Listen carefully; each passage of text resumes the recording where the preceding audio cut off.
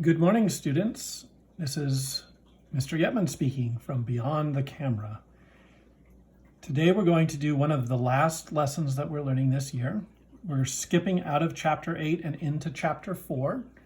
So the section that we're doing today is actually section 9.4 in the book, and it's called Solving Quadratic Equations by Factoring. Now this has a little bit of preliminary reminder things that I've got to go through before we get to the actual problems. So please be patient, but it's important to watch the whole video and make sure you understand the process. So the first thing we're going to talk about is solving equations. So this is stuff that we did back in August and September. Back then we did something called solving linear equations. So you may remember doing this. It was a simple thing where we had something like, it said to solve, and it said 3x plus 2 equals 14. And what solve means, the word solve means find an x that makes this a true statement. A true statement. So we're looking for, in this case, the only value of x that makes this side and this side equal. I could put x equals 0 in there, but then I would get 2 equals 14, which isn't true. I could put x equals 5 in there. 3 times 5 is 15 plus 2 doesn't equal 17, so that doesn't work. There's only one number that makes that true. And we learned how to find that. We would take 3x plus 2 equals 14. We would subtract 2 from both sides, which gave us 3x equals 12. We would divide both sides by 3, which gives us x equals 4. And so that is the only number that makes this a true statement. Just x equals 4. There's no other number except for 4 that makes this side equal to that side. So today we're going to solve quadratic equations. So what does this word quadratic mean? So when you see the word quadratic, don't panic. That means that it's going to have an x squared term and nothing higher, maybe something lower, but it means it's going to have a squared in it. So for example, y equals x squared minus 5x plus 6 is a quadratic equation. Or x squared minus x minus 20 equals 0 is a quadratic equation because it has an x squared in it, which is different than what we saw here where there was no x squared. That's why we call this linear, because there was no x squared. Here we have an x squared, so it's called quadratic. And the interesting thing about quadratics is many of them have not one, but two solutions. So instead of just having one answer like the linear one did, and a quadratic may have two solutions. For example, for this one right here, I'm going to tell you that x equals 5 is a solution.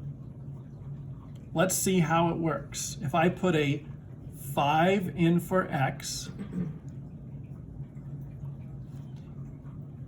do I get 0? Is this side equal to this side? Well, let's see. 5 times 5 is 25, minus 5 minus 20. 25 minus 5 is 20. 20 minus 20 is 0. These two sides are equal. So x equals 5 is a solution. But x equals negative 4 is also a solution. If I put negative 4, do I get 0? Well, negative 4 times negative 4, negative 4 squared is positive 16, minus a negative makes plus 4, minus 20 Does that equal 0? Yes, 16 plus 4 is 20 minus 20 does equal 0. So this is also a solution. So this one actually has this equation right here. Now don't pay attention to that one, that was just an example. This equation right here has two answers. X could be 5 or X could be -4. So when we do find quadratic equations and we solve quadratic equations, often we're going to get more than one answer. We're going to get two answers. Now we'll see some other variations on this later on, but for today we're going to stick with some pretty simple ones that just have two answers, pretty easy to find. Now, the last thing I'm going to remind you is something that you may not have thought about before, but it's an idea in math called the zero theorem. And it's not an important thing that you remember the name, but I want you to remember the idea. If I have two numbers, we'll call them A and B. If I have two numbers and I multiply them and I get 0, what can you tell me? If one number times another number equals 0, what do you know? Well, we know in our number system that if you multiply something and get 0, then one of those numbers must be 0. If A times B equals 0, then we know either the first number was 0 or the second number was 0. So this is what we call a theorem, which is a statement that we can prove. If A times B equals 0, then we know either A is 0 or B is 0. That's called the zero theorem. And we're going to use this idea to solve these quadratic equations in just a second. Okay, so let's say I asked you to solve a quadratic equation, namely x squared plus 5x plus 6 equals 0. So there's a quadratic equation. It's got a squared in it. That's what tells us that it's quadratic. We're going to remember anytime we see a squared and nothing bigger, that's quadratic. Do you ever wonder, maybe you haven't because you just thought about that, why do you think they call these quadratic? What does quad mean? Have you driven a quad? You know what a quadrilateral is? Quad means 4. But we don't have any 4s here. Why do they call them quadratic? Well, to the ancient Greeks, when you had a x squared, you were literally talking about a square that had a side of x. So when you see the word square, the square means that you have 4 sides. And that's why we call these quadratics, even though we don't really have anything having to do with 4 in there. So anyway, that's just a little history statement for you so you know where this came from. So let's go back to solving this. Now, when we solve these, the ones that we're going to do today are going to be pretty straightforward. When we solve these, we first of all need to always check that 0 is on one side. So the step number 1 is going to be check that 0 is on one side. If it's not, we'll talk about that tomorrow in a later lesson. But for right now, we're going to check, we're always going to assume that 0 is on one side. So if 0 is on one side, we're happy. Now we're going to look at this left side. This is a polynomial, a trinomial. This is the kind of thing that we've spent the last 2 weeks learning how to factor. So the next step is going to be to factor the other side. So I'm going to think, x squared plus 5x plus 6. If I do my factoring, I'm looking for something that multiplies to make 6 and adds up to make 5. I think that 2 and 3 will work pretty easily here. So that's going to be x plus 2 times x plus 3. And it says, remember that it equals 0. So I factored the other side into 2 factors.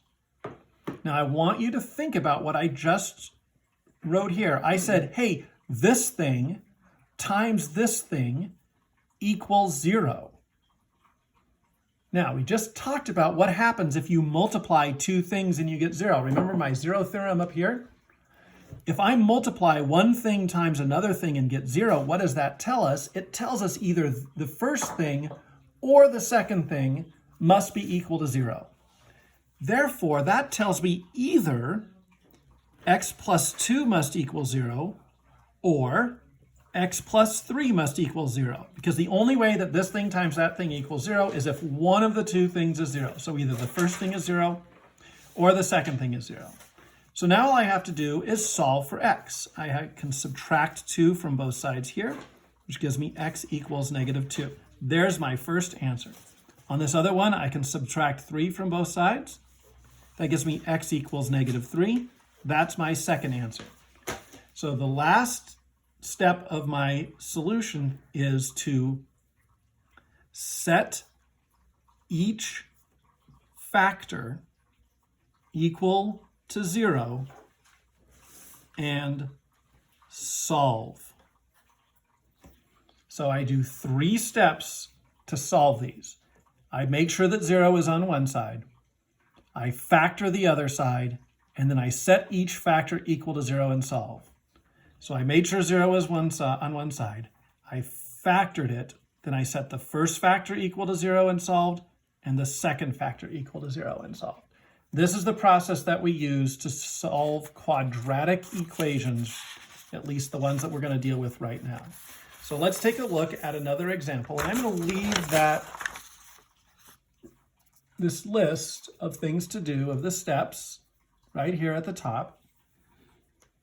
So let's solve x squared minus x minus 20 equals 0. By the way, if you remember that was the first example that I talked about back before I showed you how to do it. So we kind of know, if you remember from the beginning of the video, we know what the answer is going to be. But let's see if we can find them without just being told what they are. Let's follow our process here. So the first thing we want to do is we want to make sure 0 is one side. It is. So check, step 1 is done. Step 2 is factor. So let's see, we have a 1 times -20 makes -20. We add to make -1. What 2 numbers multiply to make -20 and add to make -1? I'm going to guess that it's -5 and +4. Now, if you need to do this more slowly because you're not as good at factoring as I am, I have been doing factoring since the year that I took algebra, which was the 1977-78 school year. So I've been doing this for a few years. You can double check to make sure that you can do it yourself, but I did it for you. So this is going to be x minus 5 and x plus 4 equals 0. So there's step 2. I factored the other side. 0 was on one side and I factored the other side. Now I'm going to set each factor equal to 0 and solve. So I set x minus 5 equals 0 and x plus 4 equals 0. And now I solve. I add 5 to both sides here, and I get x equals 5. I subtract 4 from both sides here, so I get x equals -4. And there are my 2 answers, and we saw earlier in the video that if we plug in 5, it works, and if we plug in -4, it also works. See, this is the same one that we did earlier. So 5 and -4 are both solutions in that they make this a true statement. So let me come up quickly. I forgot to do an example of an additional one. So let's do a last example. This one's be a little harder. Let's solve 6x squared plus 13x equals 5. So this one, we're going to have to do a little bit of work in order to get this one. This one's going to be a little bit harder, but we can do it because we have a system. We've got our 3 steps here. We're going to follow those 3 steps and it's going to work. Okay, so step number 1 says get 0, check that 0 is on one side. Uh-oh, 0 is not on a side. There's a 5 on this side. So I'm going to start out by subtracting 5 from both sides. That will cancel out, leaving a 0. And don't forget to write that 0. Just because you made the 5 go away doesn't mean that side doesn't exist anymore. It has 7. Now on this side, that 5 doesn't have any x's or x squared, so it can't combine. It can't combine with a 13 or a 6. So it's going to be 6x squared plus 13x minus 5. Okay, so now we need to do some work here factoring this. So we're going to need to carefully do our x method. This is going to be a little bit of work. 6 times negative 5 is negative 30. We have a positive 13 right here. And now I need to think of what are the factors of negative 30 that add up to make 13. Well, negative 30 can be something like negative 30 times 1, but that adds up to negative 29, so that's not it. Let's see, negative 30 might be negative 15 and 2. That adds up, negative 15 plus 2 adds up to negative 13, so that's not it. But I know, hey, I want positive 13, I got negative 13. I know that I just need to switch those, so I know that 15 and negative 2, that multiplies to make negative 30, check.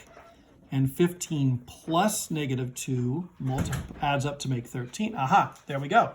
So I'm going to put my negative 2 on this side and my 15 on this side. And now I'm going to do my complicated factoring. That's going to be 6x squared minus 2x plus 15x. And then I'm going to bring that down minus 5. So those two numbers add to make 13, multiply to make negative 30. I do my factoring by grouping now, like so. I factor 2x out of that, which leaves 3x minus 1. And I factor, what goes into both of those? A 15 and a 5. Oh, I can take a 5 out, which also leaves 3x minus 1. So I can factor this all the way down to 3x minus 1 times 2x plus 5. And remember, I'm working on solving this. I'm working on solving this. So the first step was to get 0 on one side. Then the factoring took a little bit more work. Yeehaw. But we did factor the other side. And now we're going to set each of these two factors equal to 0. So I'm going to set 3x minus 1 equal to 0, and I'm going to set 2x plus 5 equal to 0. I'm going to get some fractions this time, but that's okay. We're cool with fractions. Plus 1 on both sides gives me 3x equals 1. Divide both sides by 3, so x equals 1/3. There's my first answer. Over here, I want to get the x by itself, so I subtract 5 from both sides. That gives me 2x equals negative 5. Divide both sides by 2. X equals negative 5 halves. There's my second answer, and I am done. Woo! So that was a strenuous one. We had to do all 3 steps. Let's remember what the 3 steps are. First, I had to get 0 on one side, so I had to get rid of that 5. So I subtracted it over to the other side, and that gave me 0 here. Then I looked at this trinomial, and I had to factor it. I found the factors that added to make 13 and multiplied to make negative 30. We've been practicing those. I did the factoring, and I got down to this step where I had the factors equal to 0. Then my 0 theorem tells me if this times this equals 0, then either 3x minus 1 equals 0 or 2x plus 5 equals 0. So I take this one, I set it equal to 0. I take this one, I set it equal to 0, and then I solve, and my answers are those two fractions, and that's the correct. Okay, so good luck. I will have some more problems to practice. There will also be an Alex assignment. If you have questions on this, feel free to email me. I will be happy to show you another example. Please don't say, I don't understand anything, because that doesn't help. If you don't understand some part of the process, say, you know, I was really good, Mr. Getman, until we got to that step. Now show me again how you do that, and then I'll be happy to help you. So send me an email, work hard. We only have 2 more weeks of this, and then we'll be done for the year. Got to learn a couple more lessons. So take care, and I hope you're all healthy and well.